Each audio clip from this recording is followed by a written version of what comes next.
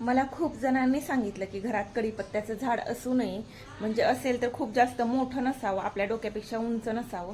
तर मला समजत नाहीये माझं कढीपत्त्याचं झाड ठेवू की नको ठेवू, की काढून टाकू की काय करू ते. तर झाड अगदी छान होतं, पण खूप उंच गेलेलं होतं, म्हणून मी त्याला कट केले. आणि कट केलं तरी ते परत फुटलेले, बघू शकता किती छान फुटले. इथं खालून पण फुटले मस्त, आणि इथं वरती पण फुटलेले ते.